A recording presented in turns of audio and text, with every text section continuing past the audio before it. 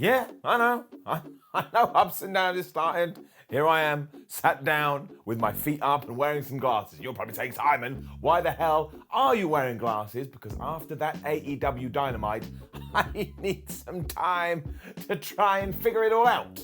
As we know, people that wear glasses are smarter than people that don't wear glasses. So I put them on and I'm waiting for my brain to kick into gear.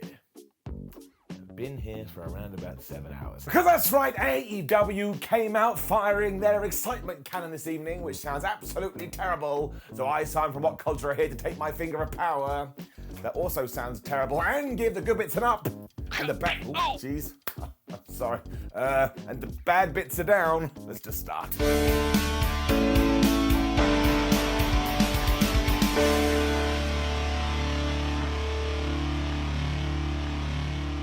Well, we began this week's episode of AEW Dynamite with a Jon Moxley interim world title fight. And if you can believe it, Jon Moxley lost and is no longer the champion.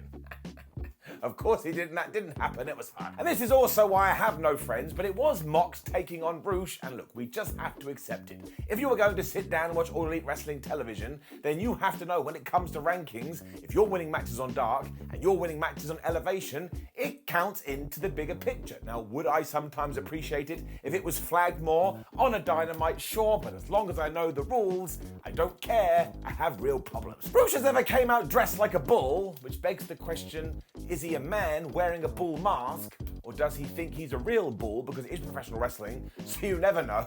The first thing he did, even before the bell rung, was grab Jon Moxley, just throw him into barricade. This was before the bell too, and I thought this was really smart because look, while there was no chance in hell Moxley was actually going to lose here, we tried to plant some seeds and get inside your brain so you could go, well, maybe, just maybe, even though I was never going to happen. William Regal was also on commentary here, which always makes me pleased, although he was probably a little bit worried, because at one point, Bruce took his teeth and started to bite Jon Moxley, which I'm sorry is not a normal thing to do. The champ was also busted open here, and given that we got blood in the main event too, just as a slight sidetrack, I think I may have seen enough of the red stuff over the last few months. I mean, it's the law of diminishing returns. The more you witness something, the less impact it has, although you never know. These guys were thumping each other so hard, this could have been legit. Jose, the assistant, was then distracting the referee, so Roos got a chair, and he swung it so hard, I swear. If this had connected with Jon Moxley, he probably would have died, but Mox got out of the way, and of course, he hit a dive. Now, before you say anything, do not forget, unless we get 2,762 dives on a wrestling show, the atmosphere sends out a warning sign to aliens who come down and they kill us all. So you better be saying thank you to Jon Moxley. He then suplexed the Mexican onto the floor because why not? And this is where Regal earned his paycheck for the evening, because he started going, you know, my old company tried to sign Bruce, but everybody in charge was actually like, no, that's a bad idea, because this guy is a psychopath. So straight away you were like, wow, he's a big deal, bravo. Bruce then started choking Jon with an electrical cord, as if that's even, but every single time Mox tried to get into this, Bruce found a way to cut him off. So once again, even though he was going to lose, we gave him a huge portion of this match, so he comes out the other side, smelling the roses. Yes, I just smelt my hand. We also got more shenanigans here because Jose was once again causing a distraction when Andrade ran down and he pushed Jon Moxley off the top rope. And while that did lead to a little bit of a near fall, again, it wasn't really getting me. So eventually Jon Moxley hit the paradigm shift, which actually ended in another false finish because Rush kicked out the damn thing. So he put on the bulldog choke. And as I've said once, and as I've said twice, and as I'll say 1,000 times, if you're strangling someone and you're the person being strangled, give up, it's not worth dying. And as always, for the crazies on Twitter that come in going, Simon, there's a massive difference between a choke and a strangulation. Have you watched my show? It's absolute nonsense. You shouldn't be taking any of this seriously, including my obsession with wrestlers trying to kill other wrestlers. I tell you though, what a great start up. Also, completely forgot to tell you that Andrade was run off by the Lucha Brothers, so we are building something here, as we were doing afterwards, because as soon as Jon Moxley's hand was raised, dun dun dun dun dun dun, that's Judas, started to play, and out came some of the Jericho Appreciation Society. So all of a sudden I smacked myself in the head because I was like, Miller, you're such a fool, because now it makes perfect sense why Chris Jericho did beat Eddie Kingston last week, because he was like, hey John, I think you're a piece of trash and I want to win the AEW World title. So these two are going to have a match. Mox responded by saying that he hates Chris's whole shtick right now and that he's an absolute goober, and that if they are going to exchange fisticuffs, he doesn't want the Painmaker and he doesn't want Le Champion. He wants the guy that inspired him back in the day when he competed in the Super J Cup. He wants the Lionheart. Now that is a little ridiculous because it was 1992 when that was going on, but let's be perfectly honest, this makes me happy. As a massive wrestling nerd, it makes me feel like I'm part of a little club.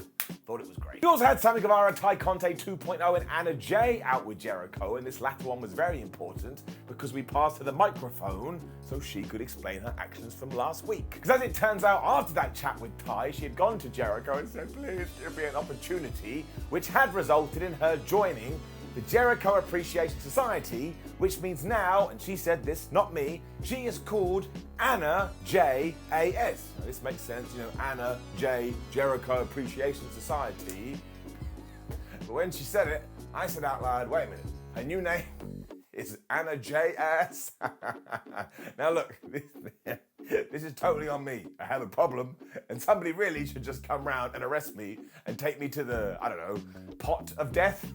The pod? I don't know. Point is, maybe you want to change it. Whatever though, I really do like that she has teamed up with Ty Conte, especially because AEW seems like they are heading off in a women's tag team direction, and Jon Moxley versus Chris Jericho is always going to be a mega match. I thought this was a very good segment. It got me excited.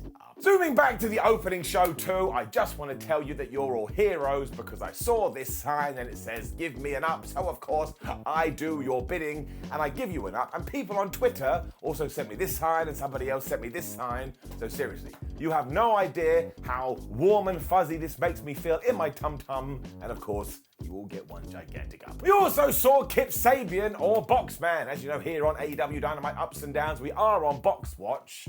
Or I suppose because it is a professional wrestling show, box-like structure watch. There's also been some teasing that Kip Sabian is about to do a bunch of more indie dates, which maybe does build to his big Dynamite return. Seriously, more power to this guy. He has been rocking this gimmick for ages. And who doesn't want to live in a box? You're like Solid Snake. Dynamite then went full on random mode because we cut to Excalibur, who went, hey, guess what? We've got brand new trios titles and the belts were just there. I was like, oh, where did that come from? He also let us know that we are now going to have a tournament that will culminate at All Out to crown the first ever AEW trios champions. It would have been nice if they had told me beforehand. Dressed up. We had a quick interview with Dante Martin as well, who is taking on Sammy Guevara later, and given that he's a smart man and he knows that Ty Conte will be in Sam's corner, he's going to have somebody in his corner too, and it's going to be Sky Blue. I enjoyed that immensely because it rhymed. Things then got totally awesome on Dynamite because not only was it Ricky Starks versus Danhausen, we had this excellent video from Ricky beforehand, and it was also the start of 15 minutes of absolutely glorious wrestling. I mean, Danhausen was on full-on mock mode to begin with because he was doing Stark's pose, but unfortunately he did get kicked in the face. And while he did get a little bit of offense in here, he wasn't able to curse Ricky Starks, who basically speared Danhausen, beat him in about 2 minutes. As it turned out though, we were just gearing up because Ricky got on a microphone and said, hey man, I still want to do a big open challenge for this FTW title, so let's do another match right now. And if you can believe it, who answered this? It was Hook. The pop for that was absolutely ridiculous, and he was wearing orange shorts in order to salute his family. And I kid you not, now Ricky Starks got a little something in there, but this was basically Hook and his wonderful hair throwing Rick around the place, and eventually when Starks went for the Rochambeau, Hook turned it into the Red Rum. I was like, he's gonna tap. He's actually going to tap, and he did, meaning that Hook is now the brand new FTW champion. I was going a bit crazy. And if you think we are done, you're an absolute moron, because no, we came back to the commercial. Ricky Starks was in the ring, he took a microphone, he just cut the most fire promo, whereas if he had said down the lens, Simon, I want to go to war with you, I would have got a sword, and I've gone, oh man, Ricky, I'm coming with you. And then just as he teased that now him and Powerhouse Will Hobbs, who was in the ring with him, were going to go after the tag team titles, William went heel and he kicked his friend's ass. He also absolutely leveled him with his spine buster, so just to catch you up, Danhausen remains an absolute joy, Hook is the FTW champion, Powerhouse Will Hobbs has gone mega villain, and Ricky Starks is about to start his babyface turn. So this just gets a massive round of applause because it just flowed so well and it put a spotlight on so many people all at once, and nobody felt like a loser and everybody benefited. So now that I'm saying all these words, it doesn't just get the up, it gets the golden up. And then the Acclaim were backstage building up to their big match with the Gun Club. And I love these two, as always. It just makes me feel pumped about life. There's then also time for Sammy Guevara versus Dante Martin.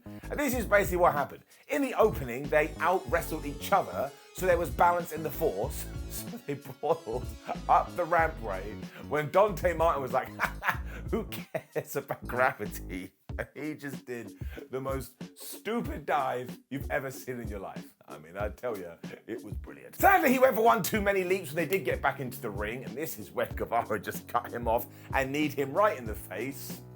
But then Sammy Boy did a dive on his own. I was like, thank you, Guevara, for saving us all. They then did a standing Spanish fly, which always gets me, as did the full Nelson bomb from Dante Martin, that ended in a really good near fall. Very sadly, this was not his night. He was about to lose. Because he went for another dive, Sam knew what was coming. He was able to hit a cutter and finish him off with the GTH 1, 2, 3. So there is something brewing here, Scary Fingers. I just don't know what it is. Sam and Ty decided to continue this beatdown afterwards, which is when Sky Blue got involved, because that's why she was employed for the evening. But this is when Anna Jay ass, I'm not saying it again, because it's me, I'm an idiot, I'm a fool, came down, so you were like, well, somebody else needs to come out here, and they did. Because it was Eddie Kingston, Ortiz, and Ruby Soho, and they got a tremendous evasion, so now look how we're taking these pieces of the puzzle, and we're stacking them all together. Once again, it just worked, and forwarded storylines up. That is also a post-match brawl, so we bring down the counter. It rolls up to 8. These counters aren't working very well. Daniel Garcia then told Bryan Danielson, who he's facing in the main event, I am going to flub you up later so bad you're going to have to go on another vacation, because of course he's been away. He then called himself something like the greatest sports entertainer, technical wrestler on the planet. I was like, Danny boy, you're gonna go far. And then jumped to another backstage skit because Satnam Singh, Jay Lethal and Sonjay Dutt were just losing their minds. And they did start to talk about Samoa Joe, and I was like, oh no, we need to end this feud. And thankfully we have. Because the best friends who were just off screen walked in, and they were dressed wonderfully, and they were like, we think you're pieces of trash, and they actually convinced them to do a 6-man tag on Rampage, which is kind of interesting, because I don't think Sonjay Dutt has wrestled since 2017. They also played up to this too, because as soon as Sonjay had agreed, he was like, oh no, what have I done? That was stupid. So once again, I'm quite interested in this. I think they're gonna have some fun. And then Jungle Boy decided that tonight felt like a good night to level up. Good for him. So we weren't wasting any time here, because he did come out with Luchasaurus and he got the microphone and then he just went, Christian Cage, you are the biggest pussy I've ever seen in my life. And this crowd lost their minds. It's one way to do it. Jungle had also been thinking about why the hell is Christian so bitter, and he'd figured it out, and it's because his wife divorced him and took all his money.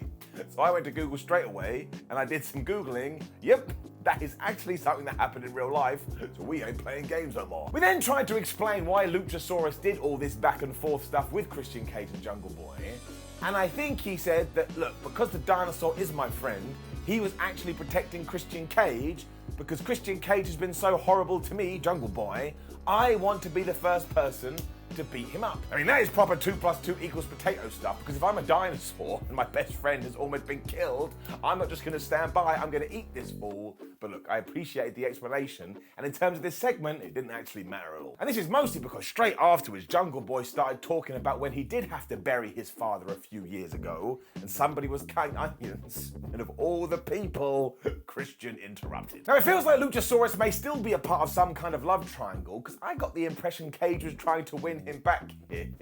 But then he said, I heard what you just said about your dad, and don't worry about it, because soon you're going to be buried next to him. So that's right. Just because Jungle Boy lost a tag team match a few weeks ago, Christian Cage is going to kill him, put him in the ground. This guy is a sociopath. I really do like this feud though, because Jungle Boy is absolutely finding his feet with it. Christian Cage is just unhinged, and this kind of outside of what they're going to do with Luchasaurus just keeps you invested too. So once again, it's a massive round of applause. Let's get it up. And then it was yet more teasing. I don't know what we're gonna do. Because the Bucks were backstage pondering about these trio titles and wondering, well, who could be our third man, when Brandon Cutler was like, I'll do it. When they walked round the corner and they bumped into Hangman Adam Page. It was super awkward, like you just bumped into your ex-partner, although the Jacksons did say happy birthday to Page. It also said happy birthday to Nick, because I think it's his birthday in a few days. When the Dark Order zoomed in, they were like, Hangman, it's your birthday. And Evil Uno especially was like, is everything okay here? He probably knew what was up. So this is really cool because we have just planted some seeds. I mean, is Kenny Omega going to come back and team with the Young Bucks, or are they actually going to get back together with the Hangman? I mean, that's going to happen eventually. I'll probably cry. It also made me go, what the hell is going to go down here? Which is what I said when we got to our next match, because it was Swerve Strickland versus Tony Nese and Mark Sterling, with Keith Lee banned from ringside. Now obviously this ties into the whole Get Swerve Out of AEW petition, which these two have trying to be signed, but it just came out of nowhere and made me scratch my head. It did have some absolutely great moments though, especially when Mark Sterling tagged himself in by accident. He was dressed like an absolute goof. He ran away because he was so terrified, but eventually Swerve got him, absolutely smashed him right in the skull, pinned him, and he won. We then cut to the back though, where Keith Lee had been watching on, and he had been laid out when it was revealed that it was Josh Woods. Now, I know who Josh Woods is. He is a starlet in Ring of Honor, and I actually think he will smash it in AEW, but this was such a weird reveal, because so many people were like, who's that guy? It also meant that Tony Nese was allowed to beat the crap out of Swerve Strickland in the ring, including using the tag titles. So you'd have to presume that Swerve in Our Glory's first feud is going to be against Tony Nese and Mr. Woods. And look, that's not the worst plan in the world, because it will allow Lee and Swerve to get a win. But it's like, why don't FTR care about the AEW world titles anymore? And shouldn't we be doing the big old matches as we have done with all the other tag teams? So I actually do think this is going to be a good story, and it's going to give us a bunch of matches. But it also feels like ever since they won the tag team titles, things have been a little bit weird down. Malachi Black was then trying to get Miro to join the House of Black, so that is super cool. Whereas I think Brody King actually wants to kill Darby Allin. I think he even went and got a tattoo that says, "Here lies Darby Allin," which once again is not a normal thing to do. But he challenged him to a coffin match, and given in a normal exhibition, we saw carnage. I'm a little bit scared. As a quick aside too, given that we now do have trios belts, I'm just going to say 3 words: House of Black. Do it, Tony, do it. Which brought us to Thunder Rosa versus Miyu Yamashita for the AEW Women's Championship. And I actually felt quite invested in this because it's been going on for like a month. Like Thunder Rosa went to Japan, she lost. We then talked about Miyu the whole time, and now she's in America. I thought this was a decent match. We went all technical to begin with before they did fight to the apron, and as you know, when you are stood on the apron, there's only one other place to go, and that's to the outside. And when they were there, they were just slapping each other, they were drop kicking each other.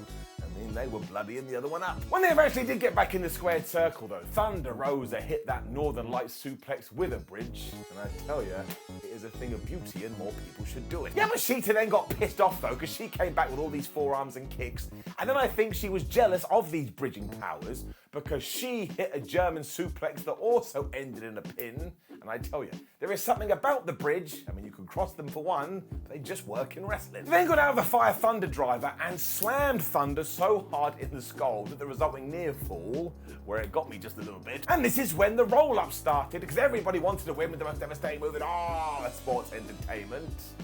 Sadly, they didn't. Miyu just kept going at it with these kicks too, and some of them are so horrible. I was like, man, I can't even watch this. And I think Rosa finally clocked on, because she got out of the way. She hit the Thunder Fire Driver, or whatever the hell we call it. She got the 1, 2, 3.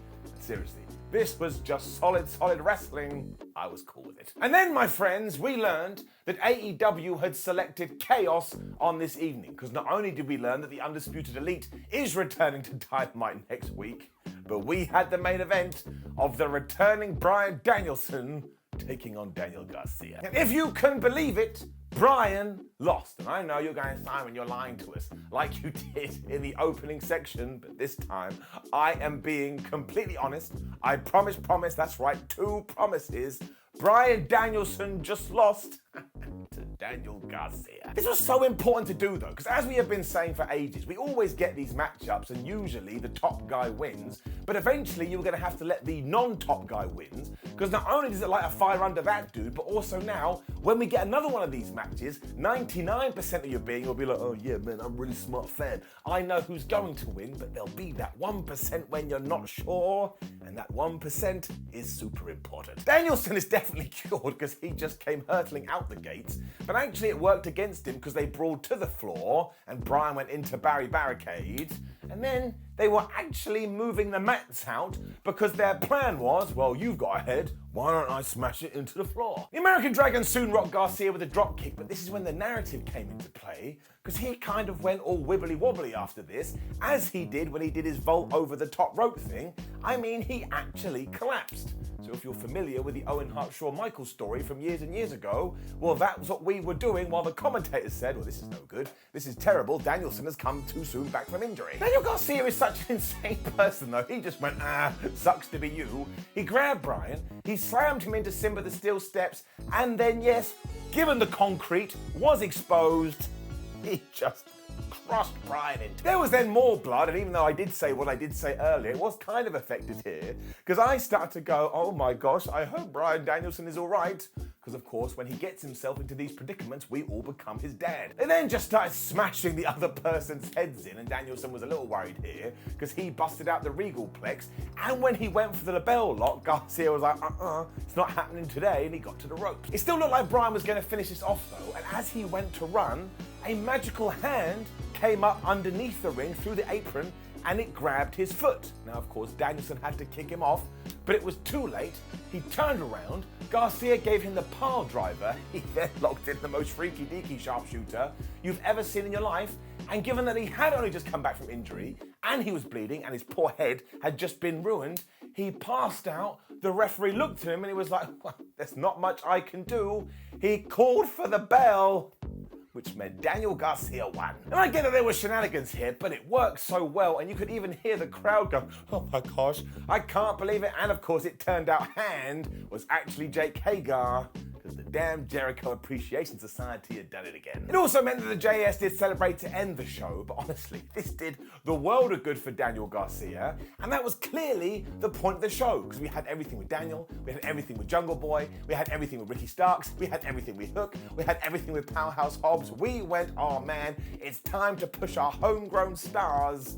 So seriously, this gets an up, and this whole episode of Dynamite rocked. Also, this is a very Japanese thing to do, which is another reason I like it, because in New Japan, for example, 9 times out of 10 when you come back from an injury, you lose the match and they tell you, well, that's because they're rusty. They haven't been in a ring for a while, and it's those little things you should always bring over because it makes all the sense in the world.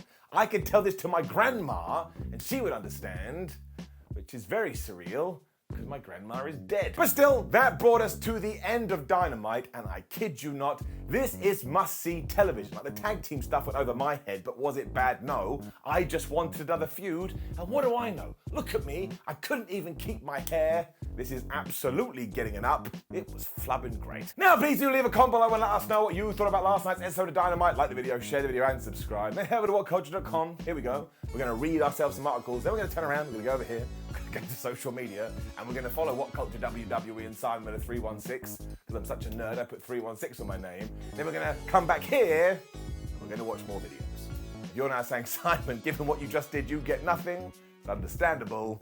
Goodbye.